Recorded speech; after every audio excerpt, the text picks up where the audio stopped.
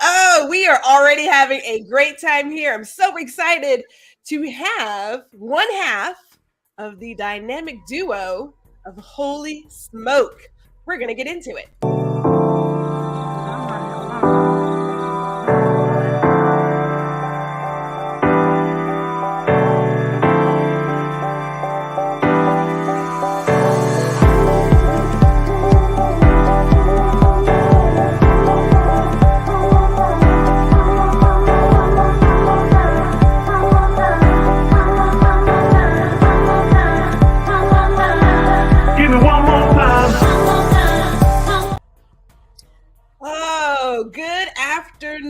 Everybody, good afternoon. Welcome to Small Biz Bites. I am Gwendolyn G.R. Houston Jack, and I'm excited today. I was excited the other day, but I'm a foodie.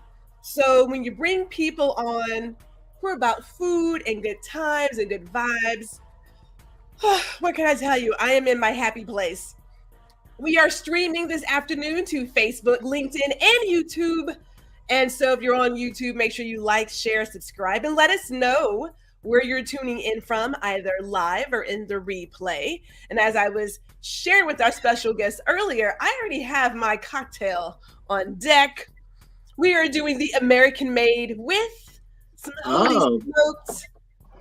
smoked, what is it? Wildflower honey? Yes. Mm-hmm. So that's how we like to do it. That's how we like to do it. So let's get into who we're talking to. I'm going to let you introduce yourself because it's like, who is the dynamic duo behind Holy Smoke? All right. I'll tell you what, I was actually already grooving to that intro music you had going on too. I kind of feel like that could be the whole interview right there, just talking over that. Yeah.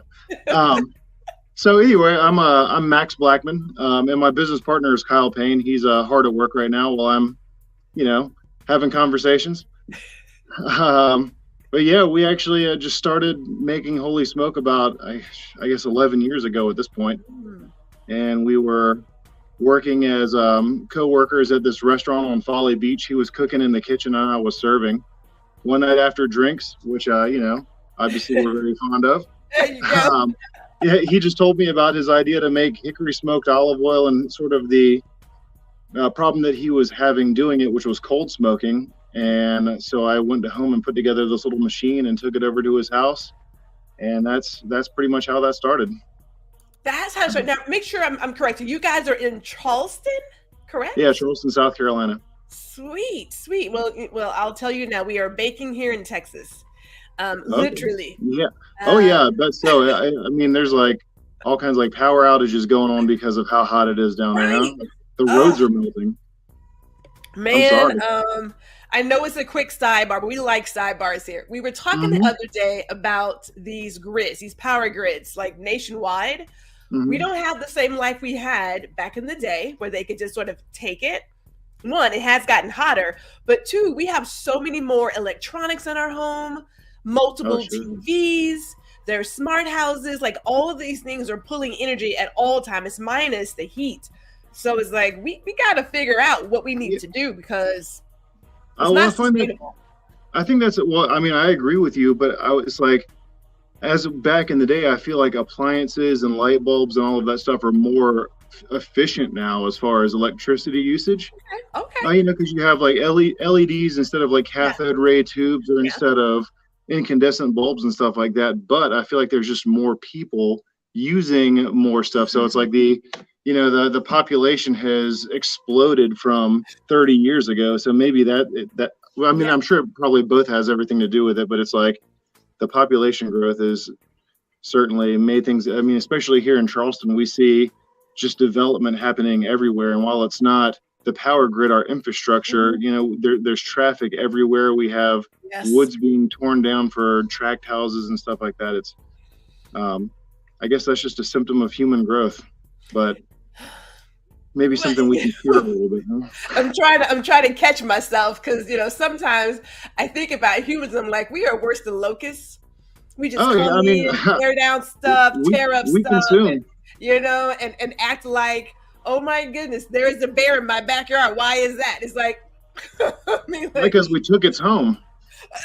Right.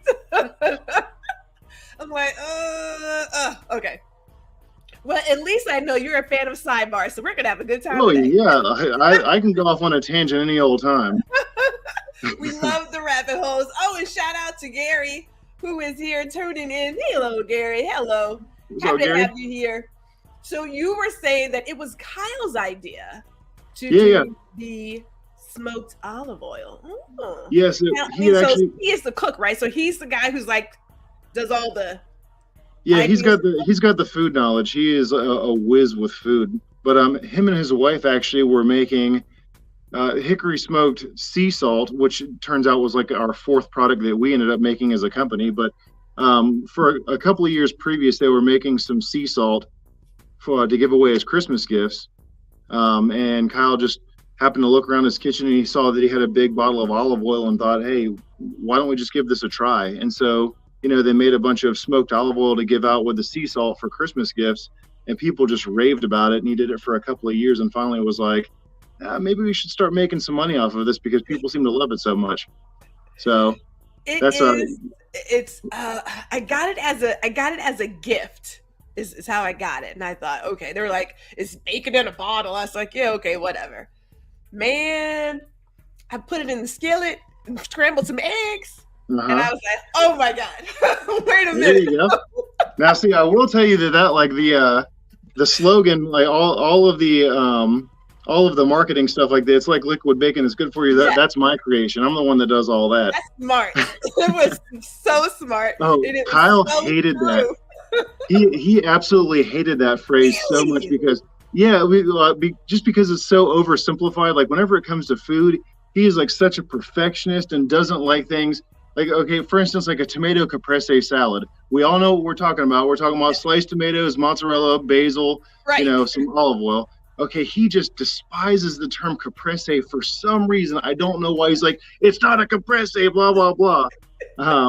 So he just doesn't like the oversimplification of food. And especially whenever we were at the farmer's market the first year, I'd go describe the flavor of the olive oil and be like, that's why we say it's like liquid bacon that's good for you. And the customers would just start busting out laughing and smiling, and he's just sitting there like gritting his teeth. So I took great pleasure in that, honestly. Everybody loves bacon. Like, who doesn't love bacon? I agree. I mean, there are some people that argue with you about it. I mean, I want to say everybody loves bacon. Oh, but wait a minute. Hello. Shout out to Danny. Thank you for tuning in, ma'am. She is celebrating. She's starting her new career journey. So celebration to Danny. And I'm not sure she's a bacon eater, so I could be wrong there. She may not. I don't know if she's down with the bacon. Everybody's free to disagree. No, right?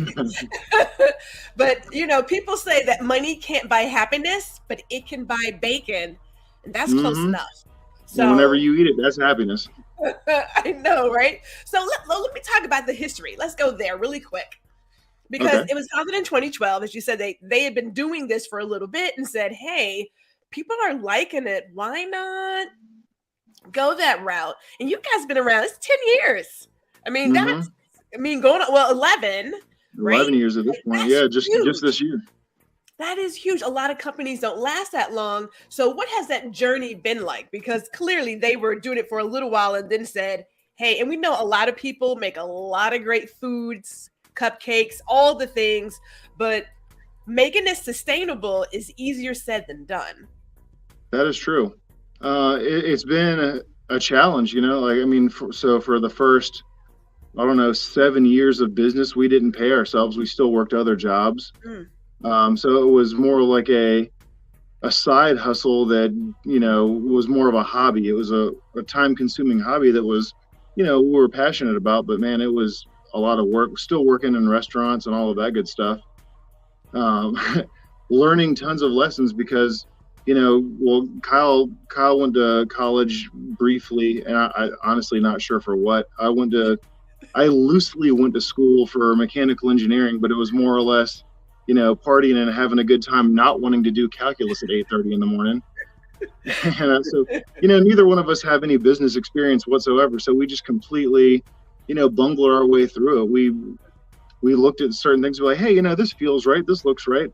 Well, we've always known customer service. So it's like, you have a good product, you give good customer service, you have to try to figure out the numbers in between. Yeah. And I think that we're both just pretty good at adapting to disasters, because we've had to go through quite a few of them. And just, if one of us loses our cool, the other ones there keeping a cool head, being like, hey, look, we got to do this. Like, we can't let this get us down. We have to get our shit together and just push forward. And, we've always just been there for each other with that persevering through, trudging through the mud. So I think it's great that you shared that, because I know a lot of us, and there's a lot of small business owners who watch and who are in the crowd today. And it's so easy to look at someone else's journey and say, oh my God, they're doing so great. It's like overnight success. Overnight, by no means. No, I don't think there's a such thing as overnight success. Maybe that, I think there was that lady that made those plugs that you put into Crocs that like have little different buttons and stuff on them. I think she might be the only one. She could be. The rest of us, we have to figure out how to keep afloat. And like you guys, I kept my full-time job for two reasons. But one was I knew I was going to step away eventually, right? Mm-hmm. But then also, too, for the first couple of years, it was a hobby. It was a hobby. Sure. And then a family member said, it's like, hey, you got a pretty good eye. You should think about this like in serious terms. You're like, really? I should? And then you don't know what you don't know until it's afterwards. we enjoy those learning lessons, but it is a huge milestone to make it to 10 years. And now you guys are celebrating 11. So congrats on that. Congrats. Oh, and Danny says, Dan, do I need bacon or meat? Well, that's why there's holy smoke, because it's completely vegan. Thank you. Right. You can still get that bacon feeling without that. So no meat whatsoever. Oh, and Erica's here. Hello, Erica. She says, what's in the cup? Oh, this one. I'm doing the American made, right? And this includes, I've got the Sage Germain. We have the bourbon in there. There is the the smoked wildflower honey from Holy Smoke. And was it cucumber and lemon juice? Mm-hmm. Right? Yeah, I know. It's crazy. Like refreshing, summery. And I'm just drinking a little Irish whiskey. He's doing Irish whiskey on the other side. We like to do cocktails and things here at Small Biz Bites. For those who enjoy a cocktail, I don't want to. I just didn't come prepared. I didn't know. Next time you'll know that we will bring a good cocktail and we'll do a good sidebar as well. Mm-hmm. That's what we like to do. So. You guys were in Whole Foods, and was it like Harry Teeter and a few others? Harry Teeter, Earth Fare, which is a like little regional natural grocery chain in the Southeast. Mm-hmm. We're in about 200 Walmarts in the Southeast. That just came about, I guess, in October of last year. A bunch of small gourmet shops, especially the ones here in town, have been. They've always been a huge pillar of support for us. We've got like Low Country olive oil here in town, which the funny thing is, like, for the first year that we were in business, we were like, other olive oil, that's our competition. And then we kind of felt that they felt the same way about us. And then one day they, emailed us and was like, yeah, we got so Kyle and I both, we read tone because we're both sarcastic as shit. Like, we are very sarcastic people.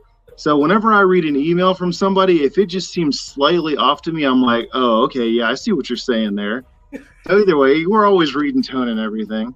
But so, we get an email from Low Country Olive Oil, who, like I said, they're friends of ours now. But at the time, I'm just like reading this, like, hey, our customers keep asking about your product, so I guess we have to bring you in here. And and I don't know if that's actually the case. It's just, but either way, we're like, we've got, small retailers or small gourmet shops and restaurants just around the country that are huge supporters of us that I just absolutely love too. That's actually kind of what I miss, because whenever we first started, we had the farmers market the first year, and then finally I was like, well, we need to start getting into gourmet shops. So I hit the ground. I just walked around Charleston, because there are tons of little shops here in Charleston. So I just walked around and knocked on doors, got to know people, got to know business owners, clerks, everything like that. And I'd go in there with my product, come back a couple of days later. Hey, you like it? All right, here it is. But I just got to make all these relationships with people that I don't get to make now as much anyway as, that I did whenever I did that, because now I'm doing like spreadsheets and sending emails, and it's just a completely different game being in the corporate side of things, selling to big companies. It's just not, it's not as fun, and it's more tedious. It's taken a little bit of the joy out of it, but at the same time, I know that that's sort of how it goes too. Yeah, I was going to ask about that because I thought about there was another business owner. He's a photographer. He mentioned the importance of relationships in your business, right? And I'm thinking, as a small business owner, we often think, I need the big guy behind me. I need like a Wally World or someone behind me. And then at the exact same time, my gut says, but if I partner with other small businesses, we can all rise together because we get it. Like we're literally all in this together. And the more of us, that there's tons of us out there that can be sponsors, can put product out, can do promotion, that you don't always have to have the big guy, It's true. It's very true. I mean, as a matter of fact, the big guy is what takes all of your profit margin. You have to sell for cheaper because they're buying in bulk, or you have to go through distributors, which they want to take their cut because they're the ones distributing it to the bigger guys. So it's really, I don't know. Yeah, it's tough. It's just a much tougher game. And I think the grocery game in general, I didn't realize how tough it was going to be, because I just thought, I was like, oh, you see one of these products on the shelf at a major grocery store. It's like, oh, they must be doing well. And then now I see myself on the same shelf, and I'm like, maybe they're not doing as good as I thought they were, because I certainly know we aren't, in so many words. But also, it is even dealing with just your personal customers, like let's take businesses out of it in general. I actually make a lot of personal relationships, strangely enough, because of like the emails that I send out, or because like being at farmers markets and all that stuff, and people contact me and they'll have conversations. They want to buy my product, obviously, but I have great one-on-one conversations with just, everyday customers all over the time, which is still, it really does help fill that void of, feeling like a robot, a cog in the machine. Yeah.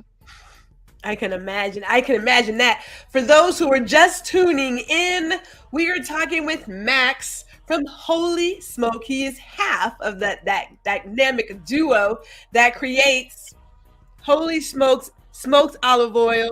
There's the smoked sea salt, the smoked ground pepper, the wildflower honey. Did I get them all? Oh, and the Bloody Mary vinegar. Oh yeah, which we actually just ran out of that, so that's going to be gone for a while. I know. I have mine. I got mine. There you go. You got your stock bottle. I have to make sure I have mine. And shout out to our people who are watching Black Eighth Element. Hello there, family. My brother tuned in. And, here's the deal. So our dad was a private chef. Okay. So I have to admit that my palate is just a little particular. I'm not gonna lie about it. My siblings, I'm not so sure, but I do know that I am very particular about what I use and ingredients and things of that nature. And so I kind of swing more towards, I don't want to say gourmet, but I do like the smaller batch kind of things. And, I'm a little. Are you trying to tell me you can't eat Taco Bell at 2:00 in the morning? Every now and then, the husband and I will get up and make a roll. So I'm gonna lie like that. I'm not gonna lie about it. We do from time to time. It does happen. It's like, golly, I really want something to eat. We'll swing by maybe Jack in the Box or something. But I'm just saying, I'm just saying. No, I got you. I'm just messing with you. Oh, and Danny I haven't tried the Bloody Mary, so okay.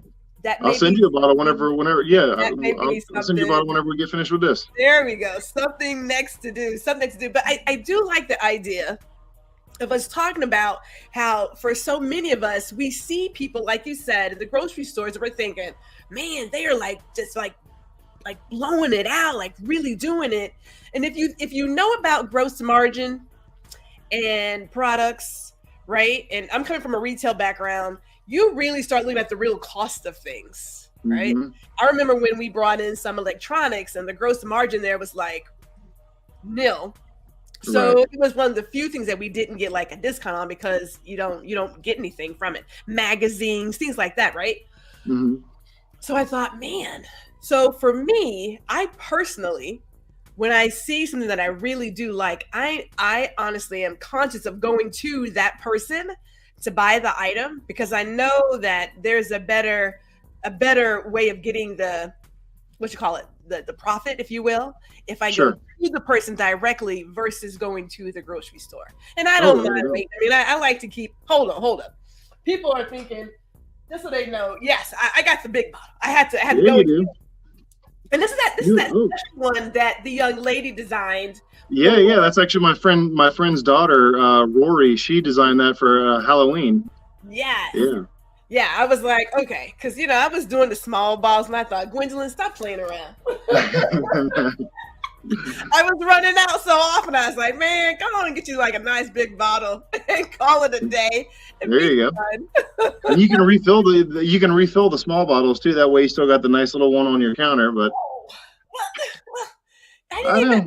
I got a little fancy. I didn't put the instructions on the back of the bottle. That's the problem. But okay, so I'll keep that in mind. I have to get like another one. I always I like to do little things and give stuff. Hey, speaking of family, my mom is here. Oh, hey. Mother is there. And we have Eric said everybody can eat Taco Bell at 2 a.m. If you don't regret it. If you don't regret it, yeah. Well, if I must say, full disclosure, those nacho fries, man. See, I haven't had those. I'm whenever it comes to certain things, I'm a creature of habit. I always just go with 3 soft tacos. That's it. Like I know what that does to me. I know that's the flavor that I need whenever I go there, and I'm not trying to venture too far out. I don't want to have too rough of a next day. I'm trying to mitigate that regret, I like the gordita, but those nacho fries, they come out at a very specific time. They bring it out, then they discontinue it, knowing that it's just French fries and like cheese sauce and some special something. But it's tasty. It is tasty. Yep. Everybody likes fries. And hello to Paul Ross. Hello. Thank you for tuning in. We are just getting started, and I want to talk about you say sarcasm.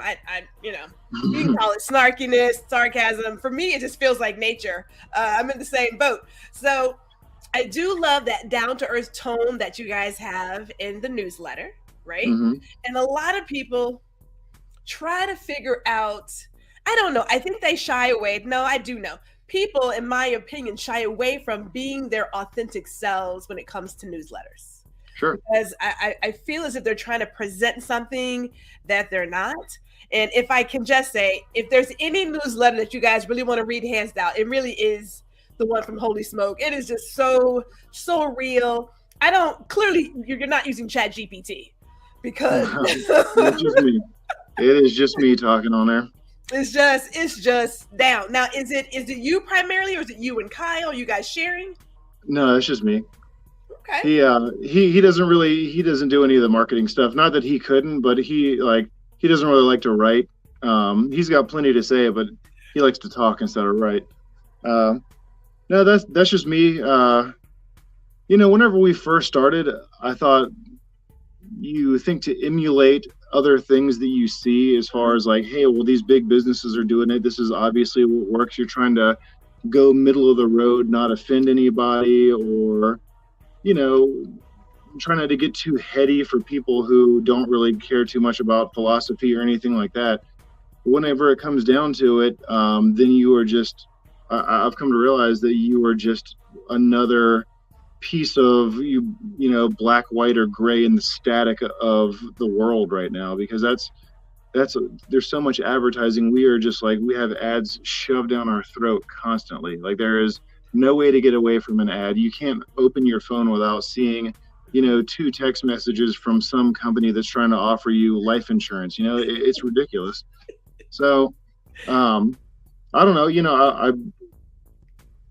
I just have a lot to say, and I realize that if it's a newsletter, I might as well be honest, might as well just be myself and just say what's on my mind. Sometimes I'll have, had a little bit to drink and just want to ramble about something, or sometimes I'm pissed and, I don't, I don't like what's going on. So I'll talk about it, at least in terms of how our business is and all of that stuff and just how I'm feeling, because I think what's important is that people realize that, yes, we are a company, like we're a legal entity, holy smoke, but that legal entity that sells products is two people. It's me and my business partner.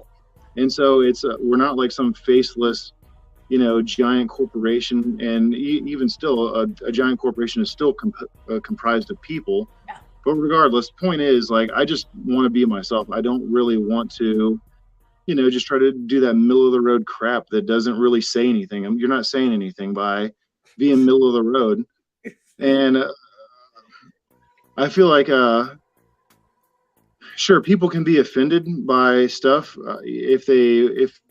if you're offensive, like if you're not a good person, or some people can take something innocuous the wrong way or whatever. But the bottom line is I always leave ourselves open for communication. Like if somebody disagrees with something that I have to say, I want them to say something to me. Like there's no reason to get mad about it. Let's have a conversation about it. That's how we grow as people. That's how we've grown as a society. That's basically what makes civilization what it is because people have always had to work together, disagree with ideas and find out a way to like forge ahead, even if you have different ideas. So why not just be that person in your business as well as in your life? Like I guess that's really what it comes down to. It makes sense. I know for myself, and it can sometimes feel like you're sending this out and no one's reading. And I admit, sometimes so I rarely reply, but I do follow instructions. When you said, hey, go on Instagram and retweet something, it's like, yeah, I'll repost it. Yeah, sure. So I am reading, I am paying attention, but I don't always, and I know for myself, I'll tell people, yeah, if you want to do this, like hit reply and we'll talk. And sometimes I'll get responses, other times it's like crickets. I'm like, is anybody reading this thing? I mean, according to analytics, they say somebody opens it, somebody No, I know what you mean. And sometimes I'll get, like really big replies back and it's, saying, hey, I feel what you're saying. It meant a lot. And then go to talk about an experience that they're having in their own life or say, hey, I disagree with this and this is how I feel. And it's great because it gives me, like I said, it is that personal communication that I have appreciated. And it's just making relationships with people. And whenever it comes down to it, I mean, it is business. So those relationships that you create with people are going to create, lifelong customers. Once again, that's not why I do it, but right. It's a really good byproduct of, being authentic is you do create connections with people that then in turn buy your product instead of just shove it away to the trash bin, like, everything else. Right. Oh man. Thank you. Hey, Gary's chiming in. 3 soft shells for the win. All right. Yeah. He knows what's up. Somebody who's on your boat.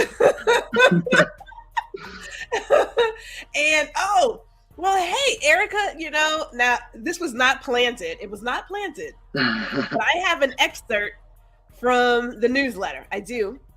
And I want to talk about it. Hold on. Let me get it together. I probably need to finish this for this one. Oh, we'll do it. Okay, hold on. There you go. Okay. We'll have to do shots next time. Okay, so the last one I read talked about the Charleston Pride Parade. And hold on here. I want to read that one. I really like it. Can I see it? Gwendolyn, Renee, Houston, Jack. Hold on there. Okay, there we go. So now I don't have your voice, so don't judge me, all right? I'm excited to hear. All right, so I'm sitting at the farmer's market this morning writing this email, and the Charleston Pride Parade is taking place currently. Wrote about a week ago. Full disclosure. I know, right? It says, what is that? Oh shit, hold up. It's kind of small for me on the screen. Oh, that doesn't work. There we go. Okay. Me and my old eyes. Don't judge me, y'all. Don't judge me. It just wells me with such positivity and beauty to see so many people out celebrating life and love. It doesn't matter what you believe. Fact is, we're all born on a journey to death. Amen to that. Amen. Hold on, let me go over here. There we go. Da-da-da-da-da-da-da-da. And it says, and we just have to find the joy we can before we arrive at our final destination. We hope to find happiness and fulfillment in ourselves and celebrate when those around us do the same. We're all just trying to figure out what works best for us, and that ain't an easy task. We're only here for a short and difficult time. Might as well love while you can. And I love you all and wish you the very best. P.S. If you don't agree with, he's like, wait a minute, don't read, don't hold up. P.S. If you don't agree with my thoughts, I'm more than happy to discuss it with you. Just email me back. There's nothing that I love more than talking philosophy with someone with a different point of view.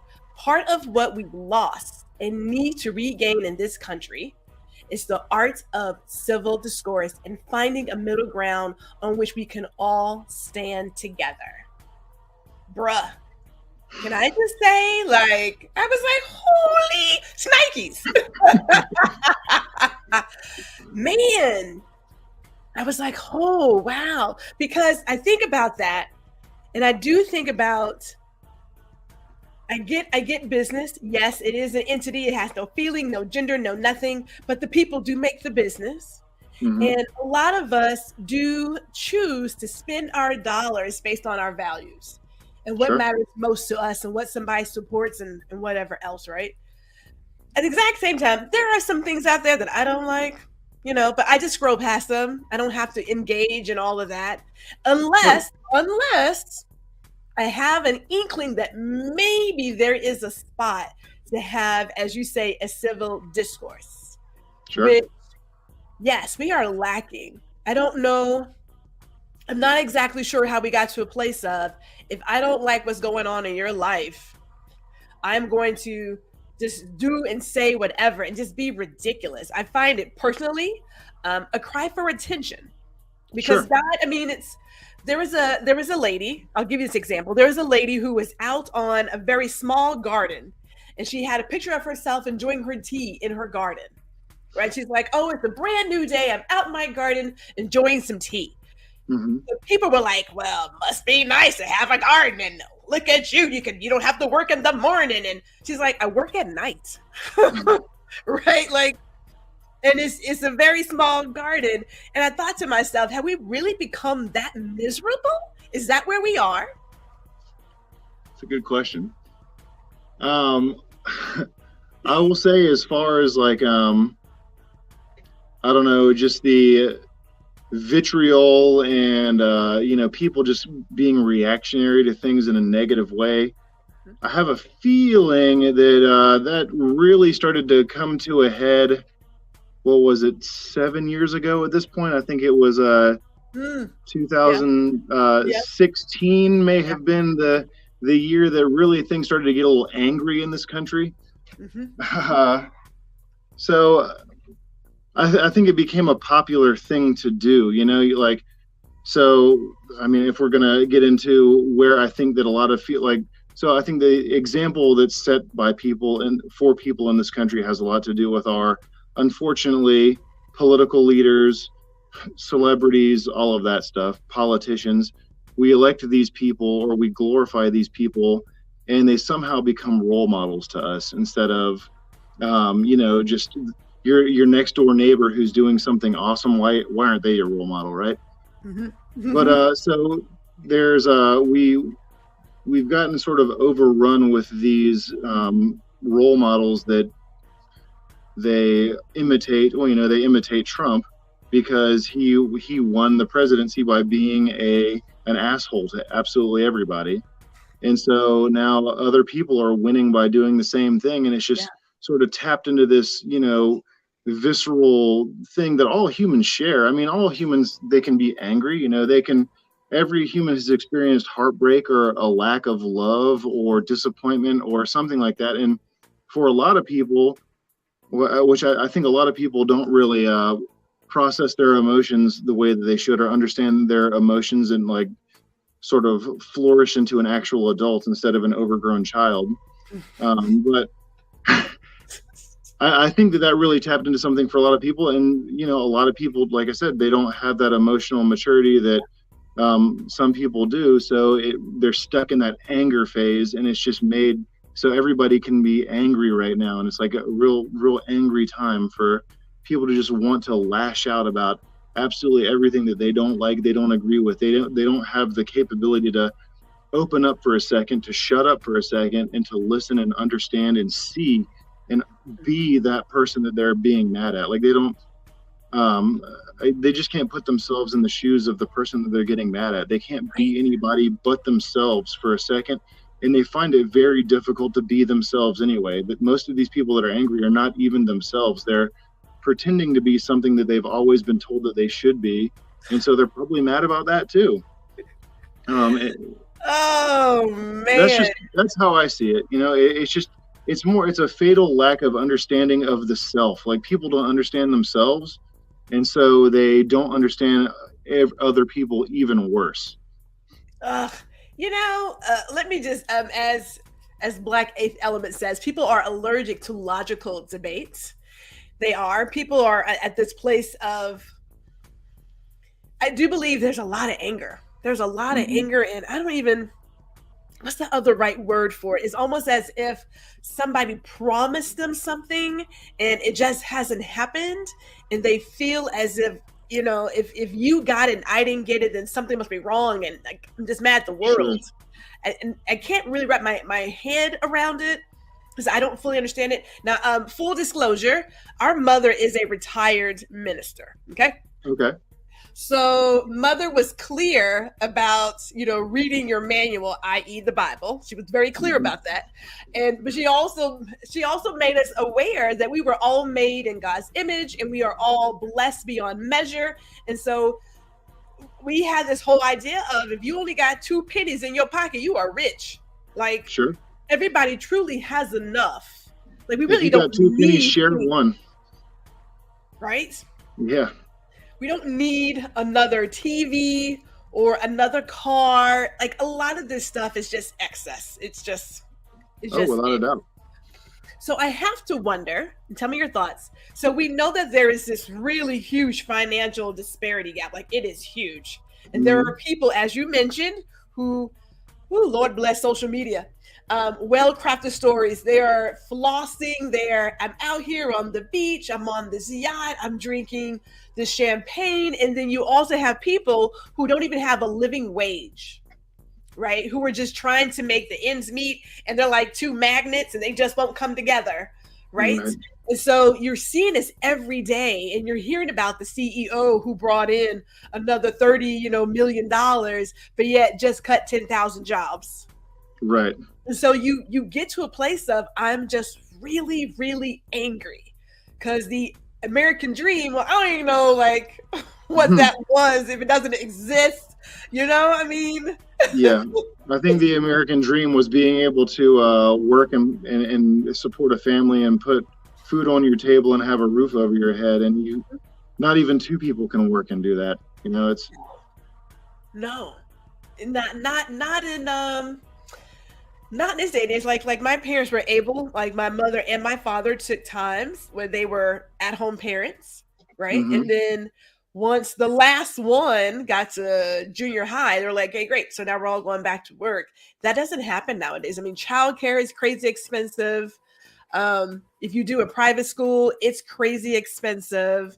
Everything is more expensive. Forget it. Everything's more expensive. Right. But yet we haven't moved that needle to pay people. And this, like, why would I pay them that much money? That's crazy. It's like, things have to be relative. Like, it should.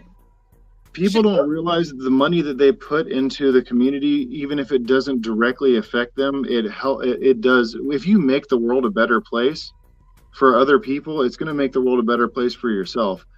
You know, that's what, like, I don't understand why, people are getting all up in arms about, let's say, student loan cancellation. Okay, I went to school, I paid my loans back, but do you think I care if, like, other people don't have crushing debt Right. Bearing down on the top of their head all the time. Like, that doesn't make for a good society to have how many ever millions of people with insurmountable debt that is crushing them down. Like, they're basically is turning them into worker bees that have to make financial decisions based on fear. Mm-hmm. And then they also will never have anything. They will not be able to create a better life because they are so strapped with with this, like I said, debt that they will never be able to pay back. So why not make a better society that people are free to earn a little bit more Right. money, or to put more of themselves into the economy instead of, like I said, I think that making the world better for others makes the world better for yourself. If you build a park in an underprivileged neighborhood where the kids can go, or put money in a school in an underserved community where kids can go to school, have education, have something to do, and grow up to be productive adults, that is going to make your life better. Even if you do not live anywhere near there, even if it has nothing to do with you, it's making your life better because you are making the world a better place. It's just going to be a better place to live if you make other people's lives better. So I Right. don't, And it's so I simple. don't get it. It's I so agree.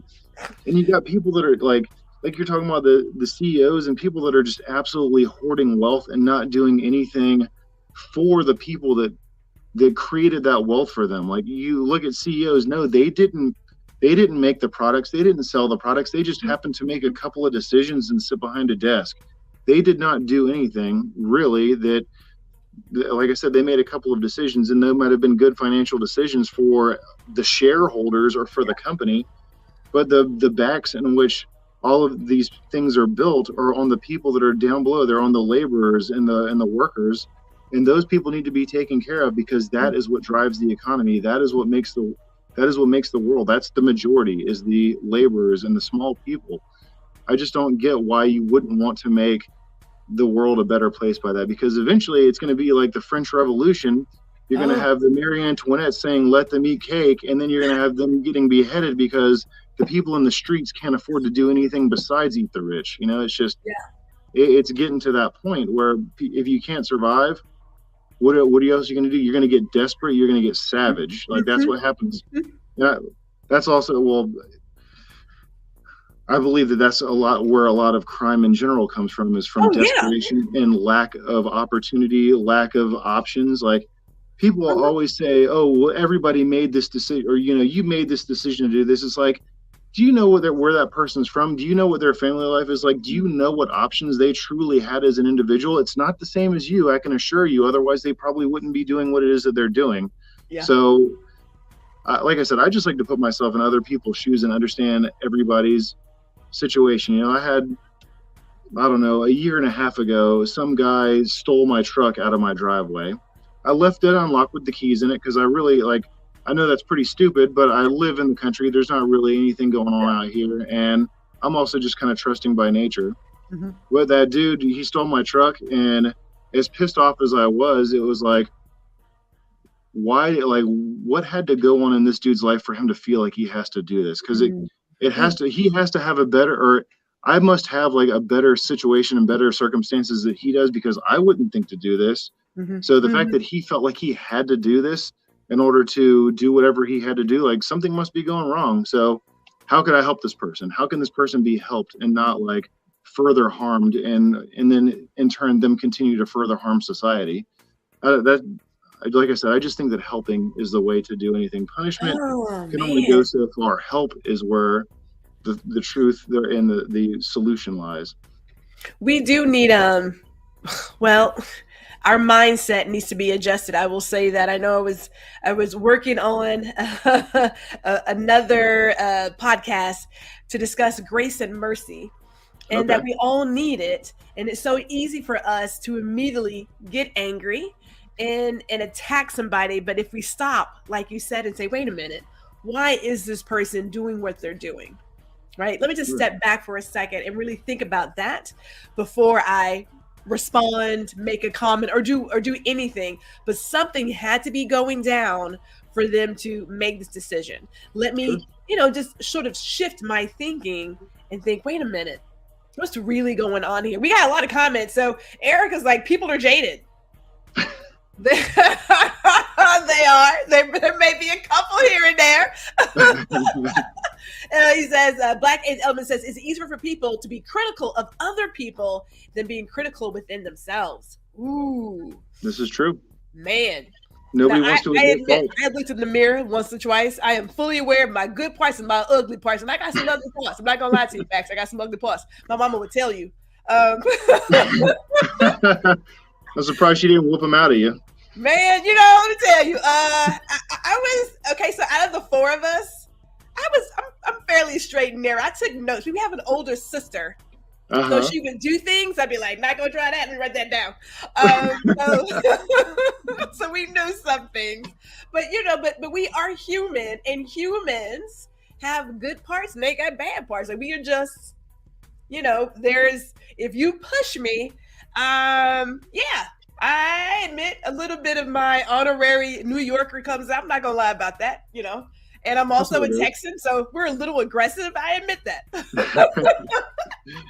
It is there. What can I tell you? Mm-hmm. America says the American dream is like carnival games. It was an image painted to get something from someone knowing, and it's unachievable. It's unachievable. Things have changed. Things have changed. And my mother, she says, God put here to glory God, not to please people. Thank you, Mother, for sharing the word. I know she's going to come through for us. I knew she would. Mm-hmm. She always does. She always comes through.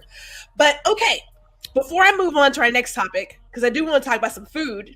I was about to say, we can talk about this all day. Okay, so here's my last one. I know, right? I know. Mm-hmm. Here's my last one. So the discussion of living wage and work, there is this ridiculous idea that people don't want to work. People want to work. Believe it or not, even if we didn't have to work, we would want to work because you want someone to be looking for you, to be expecting you. You want to have value in the world, right? Exactly. So this idea of work and what was it called? Quiet quitting. Whatever that's about. Yeah, I don't even know what that means, really. Yeah, it's like, okay. So I really believe, I'm so optimistic. I thought that with the pandemic and the resetting of defining what matters to us, self-care, mental health, and things of that nature, and knowing that half of these jobs, if not 3/4 of these jobs, could be done remotely, that we would issue in a new era of working that says, hey, let's stop believing in that 9-to-5 grind and let's get into a place of dynamic work. And yet and still, it seems like those who are wherever they are have this want to still micromanage, really manage people and like watch people. Right. And I'm trying to think, in your opinion, where do you see this level of work going? Because in my heart, I believe if you stick with the old idea of how we work, you're going to miss out on talent. That's how I see it. Because, and they're not even offering more money. I don't know why that's still a conversation, but whatever. Do you see a place where it really will now become a little fight between those who feel the need to micromanage and be in control of workers and the workers saying, you know what? I'm going to either go do my own thing because a lot of talent has left the regular labor force. There's a lot of small business people now, or that too, they will go where people are more dynamic. Yeah. I mean, I do think that is the B and C option that you mentioned, because who truly wants to work for somebody who doesn't value them, you know, who doesn't create a productive and flowing workplace. That's you. In order to get talent to shine, in order to get people to be their most productive, like there has to be not only incentive as far as money is concerned, but you have to allow them to flourish within themselves. You know, there is no. I think that what's going on right now is people still want to beat that idea of like, you need to be a worker bee, you need to be here from 9 to 5, and here's that 8 hours that you're supposed to do, and here's your 30-minute break, and this, like, trying to still drill that concept into people, because once people start to see behind that veil and realize, hey, productivity, like whenever you're at a job for 8 hours, you're probably working 4 of those hours, and you're finding 4 hours of a way to like look like you're working. So that's what it really comes down to. And I think that if people were to create a productive workplace, they would say, hey, look, just here's the stuff that you have to do today. Get it done. If you get it done in 20 minutes, we'll go home. This is what's on your plate, so get this done and like, don't fuck up. Like, this is you're accountable for what it is that you're doing. And if you don't do it properly, there will be repercussions. But if you do, there's going to be a reward. And that reward is free time or more money or whatever. But you don't have to be, chained down to the some old notion. I also feel like that it's like that 8-hour workday is something that was fought for in like the early 1900s, like the Industrial Revolution, whenever people were getting their arms cut off every day inside giant gears. That's those ideals. That 8-hour workday is an ideal from back then, like more than 100 years ago. So why wouldn't we try to update what we do for work, especially with technology and all of the productivity tools that we have now? People are going to go where they're valued and where I think for the most part, people should learn and they do value themselves. And if you have enough value in yourself, you're not going to go somewhere or stay somewhere where you're not valued as a person. But no more busy work. That's absolutely right. Erica's got that on point. Busy work. It's just busy work. It's just now again, we cut the cord on it. I was like, and I'm out. But I'm still engaged in watching like what's happening in the work. And I'm trying to figure out like why we are just dead set on holding. Well, it's power. Go ahead and call it. It's power. Without a doubt. But I've always worked in restaurants, so I've never really had a 9-to-5 job. So I can't really speak from experience in that regard I guess I had a 9-to-5 job for about 6 months.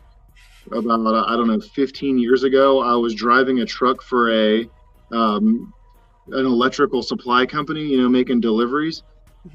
And that worked for about 6 months. And I was just like, nah, can't do this. And I went back to working in restaurants, and that's what I've been doing ever since, starting a business. But I actually love working in a restaurant. Like, it's kind of weird, but it is also that thing that I was talking about where you get to have these personal connections with people. All of the friends that I've made since middle school, like I actually have a really core group of friends that I've known since middle school. As a matter of fact, on Saturday night, we're going to get together and play some video games here at my house. I mean, we're dorks.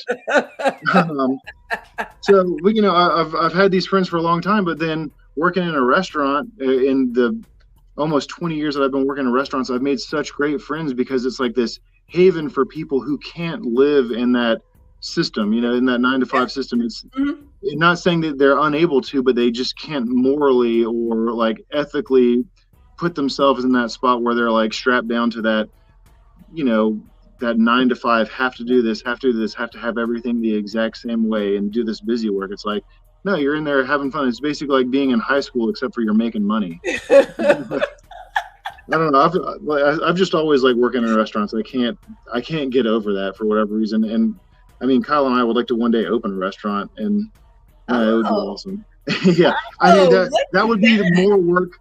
Yeah, that will definitely be more work. So we're talking about food. Okay, so let's talk about the food, because that was my question. So is Kyle the master chef behind the recipes that we see on the Holy Smoke website, or is there like a team thing there? No, it's Kyle. Kyle would never stoop so high, or he would never step so high as to call himself a chef. He says that he's a cook at best, but on our business cards, he has himself as the executive dishwasher. So no, but he's the one that comes up with all those recipes, even though I have to force him to do it every once in a while because he thinks that it's a waste of time, because he's like, oh, people don't ever use these recipes, blah, blah, blah. And I'm like, oh, they do. Just because they're not telling you about it doesn't mean they're not doing it. And it doesn't matter. It's still good to have it out there. So just do it. Okay. But here's the deal. So, but there's a good point there. A lot of us show up and do things and we think nobody's watching. There is always somebody watching. Yeah, and even if you don't know that people are taking in your recipes or reading your newsletter or watching your podcast, whatever, people are watching. They're just not telling you that they're watching, and that's okay. But keep showing up. Yeah, exactly. I mean, you have to do it because it's what you want to do. It's what you have to do, regardless. Either you want or you have to do it. Regardless, you got to do it. It's just one of those things. Like you said, keep showing up because of however our brain is wired to make us do it. Right. So Yeah, Erica wants to know, what's your favorite food or dish to put holy smoke on? And I want to show some of the products here. Just so, and I didn't bring my honey in here because I was using it earlier. But what's your favorite dish? my favorite thing is probably smoked hummus. Okay. Yeah, I make a really good hummus on accident, but I do. It turns out that I make a pretty good hummus, and so that's what I like to do it the most. But really cooking eggs in the morning with the olive oil. Yep, drizzled on a steak. Make a nice pesto with it. Okay. Really, yeah. Oh yeah. Mm-hmm. And then I put, so me and my girlfriend, we pretty much live off of breakfast food. So make a nice bacon, egg, and cheese or sausage, egg, and cheese sandwich, and with some, cook everything in the smoked olive oil, but then drizzle it with some smoked honey.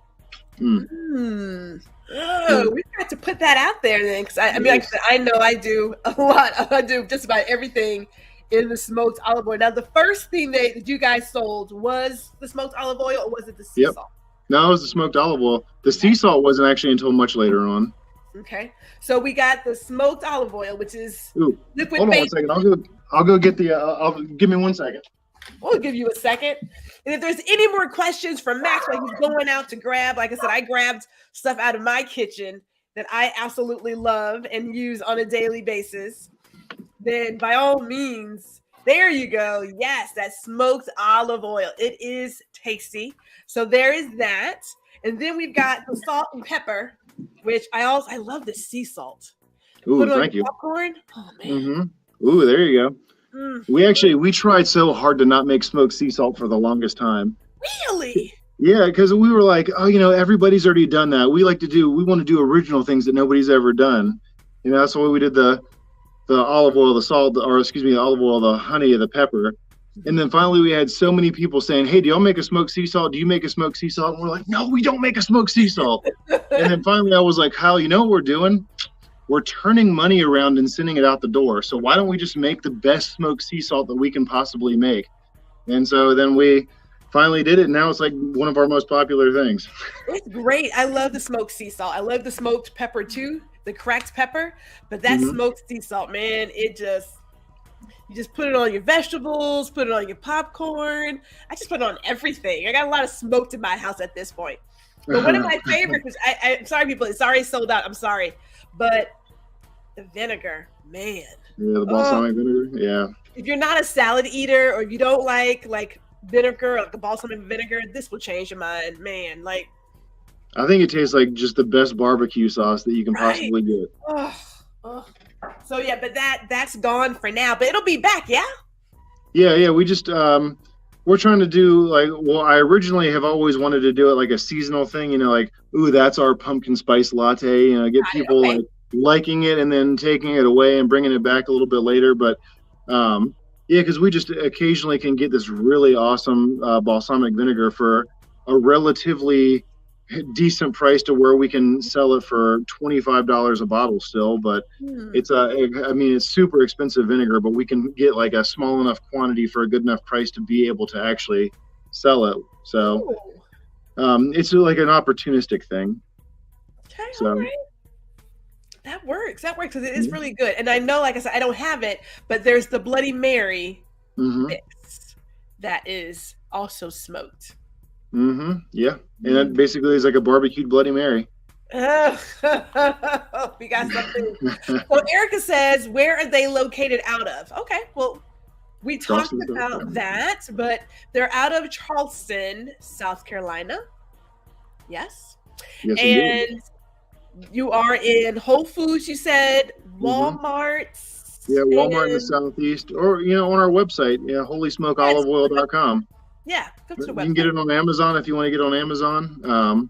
But there's just check out our website, holysmokeoliveoil.com, and you can get it. You can get it there. Yeah, and there is that one kit that I got from my dad. The one kit has the olive oil, the salt, and the pepper, and the honey. Yeah, that's the Have a pantry one essentials. kit. Yeah, it's a great starter pack, people. Get the starter pack. It'll be your monthly starter pack. Uh-huh. And we can also follow you guys. That you guys are on Facebook. Uh-huh. Yes, Yep. and Instagram as well. Yep. Yes. Yeah, I wish I was better at social media, quite honestly. I get too involved in other things, and then it's the same symptom of like, I don't have anything interesting to say or show right now, so I'm not going to do it. Like, I'm not just going to put some whatever out there, but I probably should. I probably just said, hey guys, how's it going? It's me still. I'm still here, just to keep us fresh in people's minds. But I'm just not. Well, one of the things. Okay, so two points there. Yes, the whole idea of just putting out content to put out content. And I know for myself, I do a lot of auto publishing because it's so noisy, and I hate to be part of the crowd, but it gets really noisy. Right. But you can always just repost what your fans have shared. I mean, that's easy. I guess that's true. I mean, that never gets old because then it'll let Kyle know that people are using those recipes. That's true. Yeah, that serves dual purposes there. Look at that. I like that. Right here. Now, I didn't take a picture of me and my drink this morning, but you can let him know that I use that recipe right now. Well, I'm going to show him this. That way, I'm not going to be in the room while he's watching it, but I'm going to send him. I'm going to make sure he sees it.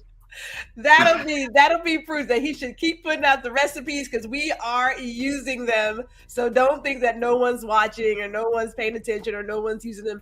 And then who knows? Maybe. I'm going to put it out to the universe. If you put together like a quick little cookbook, right? Of like all I've talked to him about that. And then, people love a good cookbook. And then it comes with like a little thing of olive oil or something or some honey. I mean, it's perfect. Perfect. Agreed. I like it. Just people love recipes. What can I tell you? I mean, I still have my Betty Crocker. Never mind. Okay. Betty Crocker still goes hard in 2023, y'all. You still got the instruction manual that came with the Easy Bake Oven. Oh my God, Max, thank you for giving me this hour and some change. Oh my goodness. This has been a great conversation. I agree. I've thoroughly enjoyed it. It's been nice talking to you. We have enjoyed, and the comments always come in right at the end. We've enjoyed our drink. Oh, Erica says, I know a great food photographer. She is a pretty darn good food photographer. I will go ahead. Okay. Well, tell her to send me an email. I want to see her work. There you go, Erica. I will get you the email so that you can, chat with Max and show him some of your work. And I really do believe that recipe book, that'd be awesome. I mean, I'm just saying, people like a good recipe book. Well, we'll especially dedicate it to you whenever we do it. Yeah, I mean, we gotta put that out there. You gotta put it into the universe, and then it'll conspire to assist you. I'm just saying. Okay. That's what I've heard. I love that term. That's a great term. It is. We want to thank Max for giving us this hour, for talking about this beautiful product that I enjoy every day. I'm gonna highly suggest you go to the website. Holy Smoked Olive Oil. Did I get it right? I think it holysmokeoliveoil.com. Doug, Gwendolyn, you put it here. Sometimes, you know what I'm saying? I'm not going. I put it there for a reason. I just ran ahead because I was like, I'm going to forget it. There it is. holysmokeoliveoil.com. There it is. Get you guys some. I'm telling you, this is that. And do sign up for the newsletter. Max goes hard. And I'm sorry, but I know it's time to go, but your craftsmanship, your woodworking, that end table you made, man. I appreciate it. Thank you. I was particularly proud of that. Like it felt pretty good. Thank you. Really good. So Max shares everything, including his woodworking project. So that was nice. And there's a lot of people who do woodworking here as well. We everybody's creative. We're all creative now. That's what you're saying. That's what you're saying. Everybody wants to work. We all want to do something. Right. We all want to work. So thank you all for giving us this hour. Thank you, Max, again. Tell Kyle hello for us. I will. We are going to put it into universe to get that recipe book. everybody. Enjoy your day. Thank you again for watching Small Biz Bites. See you.